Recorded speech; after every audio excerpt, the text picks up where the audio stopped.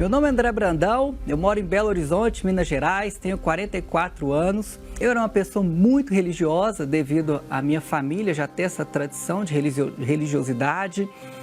Eu era católico, então eu estava na missa todos os domingos, não faltava.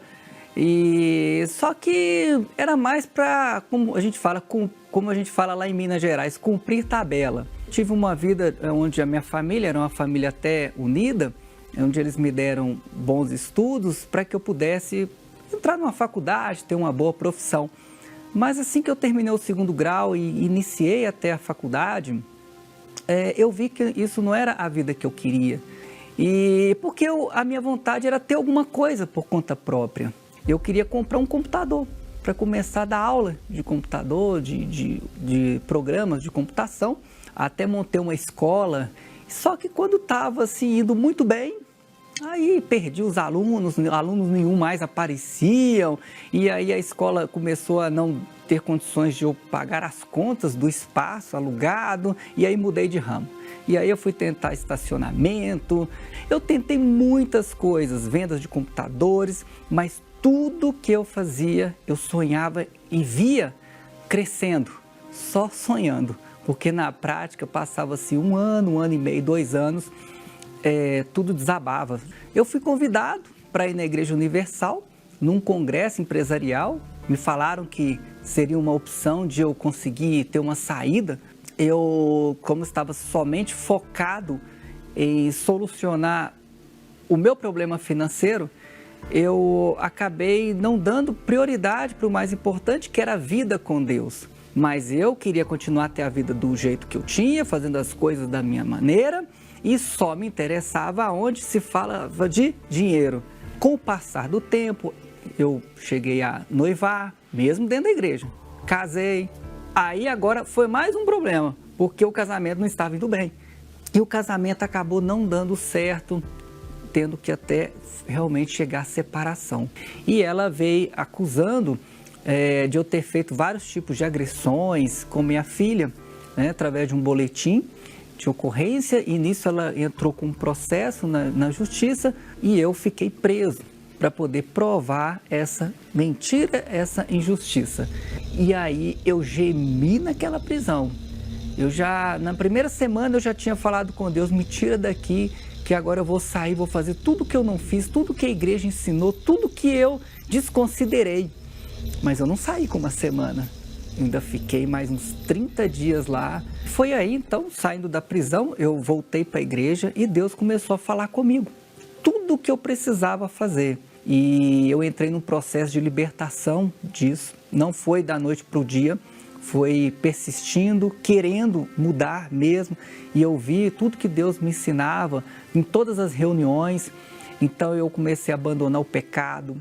E tudo começou a acontecer até que eu tive um excelente resultado em poucos meses numa empresa. E nessa eu ganhei até de prêmio um relógio, custava R$20 mil na época, de prêmio que eles me deram por eu ter alcançado uma meta dentro desse negócio. Antes da prisão, mesmo na igreja, vieram as fogueiras santas. E eu não fiz nenhuma delas. E quando eu saí da prisão, poucos meses depois veio a fogueira santa. E eu fiz o sacrifício com o relógio, fiz o sacrifício com a caneta, para eu ser batizado com o Espírito Santo, eu ter uma comunhão, uma vida completa com Deus. E aí que tudo começou a mudar de uma forma extraordinária. Porque assim que eu fiz a fogueira santa, alguns meses depois, o que eu nunca nem busquei foi o de mais valioso que aconteceu na minha vida, que foi me apresentado, que foi o Espírito Santo. Que aí eu fui batizado com o Espírito Santo, e aí eu não via mais vícios, eu não via mais nada na minha vida como era antes, eu só via minha comunhão com Deus. O dia foi extraordinário, o dia foi nesse local onde eu estou hoje, na inauguração do Templo de Salomão. A última cadeirinha do Templo de Salomão estava livre. Então, nesse dia, quando eu levantei os braços, parece que só tinha eu nesse dia na igreja, não tinha mais ninguém. Eu senti uma alegria tão forte dentro de mim que eu nunca tinha sentido isso na minha vida. A ponto que quando terminou a reunião, eu fui embora com essa alegria. E aí foi que eu já tinha certeza que eu fui batizado com o Espírito Santo. É inesquecível, né? Vieram as outras fogueiras santas. Na próxima fogueira santa eu falei, bom, tá na hora agora de também resolver minha vida financeira. Até porque eu já estava noivo. Eu lembro que eu tinha comprado um carro importado, acabado de comprar, e aí foi que eu falei, bom, nunca tive um carro importado na vida e consegui comprar à vista. E foi aí que eu sacrifiquei esse carro importado. Eu vendi o carro e fiz a fogueira santa. Já estava em outros trabalhos que eu também nunca havia feito, paralelos, mas após a fogueira santa, novas portas se abriram para mim em relação à vida financeira.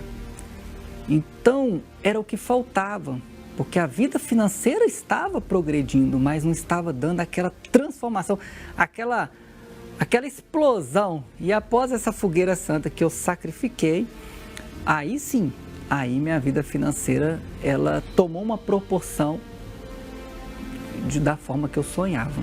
Foi aí que veio uma ideia para eu entrar no ramo de marketing. Então, essa ideia, ela vem até hoje, é com que eu trabalho.